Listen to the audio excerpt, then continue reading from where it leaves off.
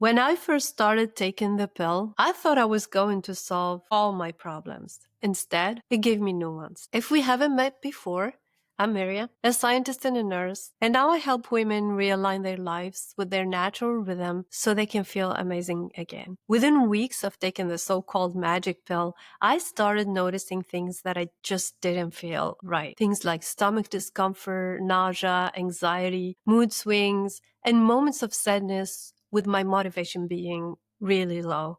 In this video, I want to share what I wish I knew before starting the pill, what expert and recent research are revealing now about how it can affect your health, your mood, and even your bone development. And finally, what other hormonal-based alternative you can use.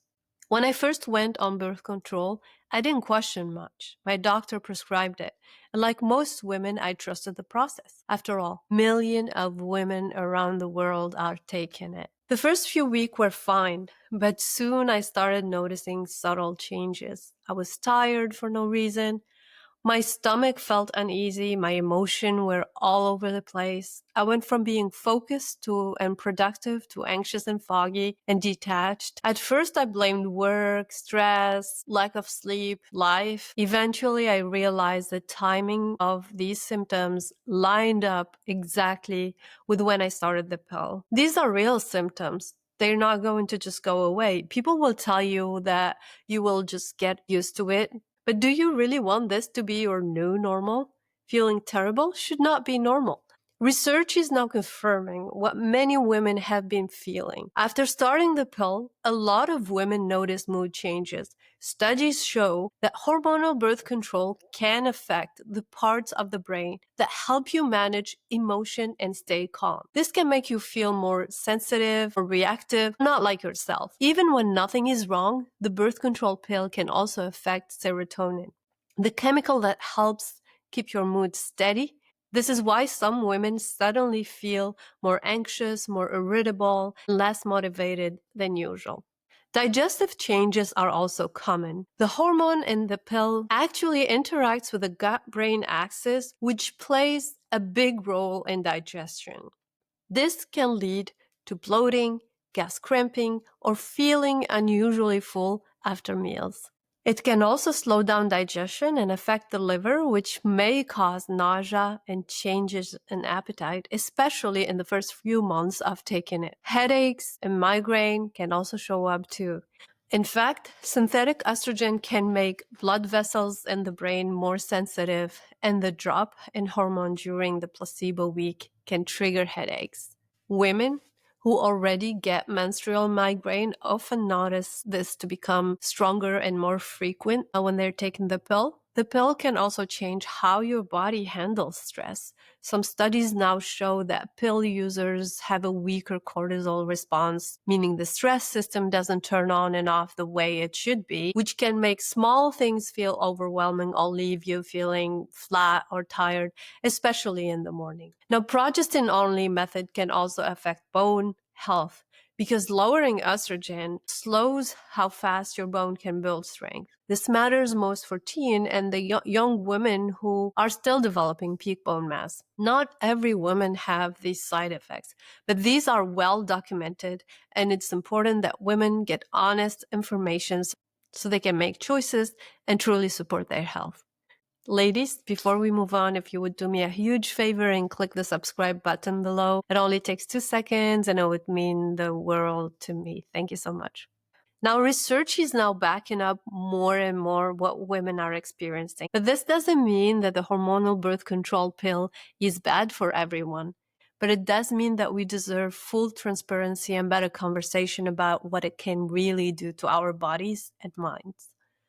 Now, when I first went on the pill, I expected it to make things easier. I started noticing all these symptoms and decided to dig deeper into the research, and what I found was eye-opening to me. So I made a decision to stop taking it and choose different form of contraception that supported my health instead. Many women don't know about all the options available to them and that they can use non-hormonal based contraceptives. For instance, Copper IUD is one of them.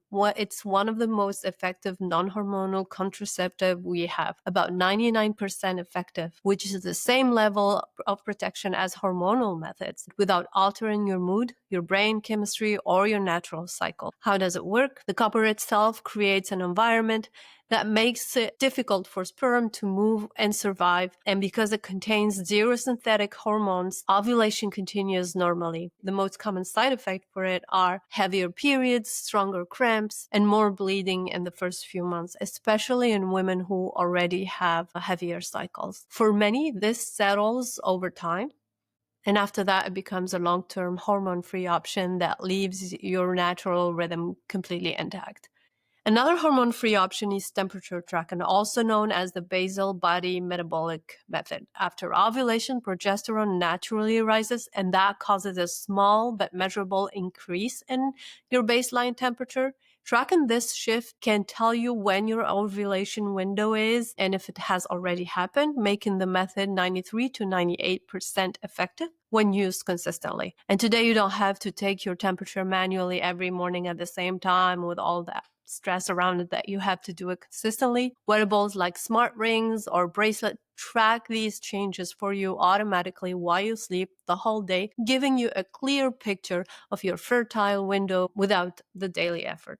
I myself use a ring and I'm blown away by how it can accurately predict cycle changes in my fertile window. A third hormone-free option is ovulation tracking, which focuses on the signs your body gives before you ovulate. The most accurate indicator is cervical mucus, which becomes clear, stretchy, and more abundant as estrogen rises and your fertile window approaches. Methods like FEMM or the billing ovulation method teach you exactly how to read these patterns, and when done correctly, they can be up to 95 to 98% effective. And just like temperature tracking, there are modern tools that can make this even easier. Apps, hormone testing devices, and guided FEMM educators can help you identify your fertile days with clarity and consistency without adding any synthetic hormone to your system. And then we have the classics, condoms and the good old pull-out method. Condoms are the reliable friend who shows up when you need them. Non-hormonal, easy to use, and up to 98% effective when used perfectly, which, let's be honest, almost no one does. Real-life protection lands closer to 87%. And the pull-out method, well, that one relies on timing, self-control, and a little bit of luck, which is why it's only about 78% effective. No hormones, no mood effects, just a method that requires excellent communication and maybe a prayer. Thank you for watching and for being open to this conversation that many of us were never taught to have. If you want weekly support and practical steps to feel balanced again, join my Her Rhythm newsletter linked below. Until next time, keep following your rhythm.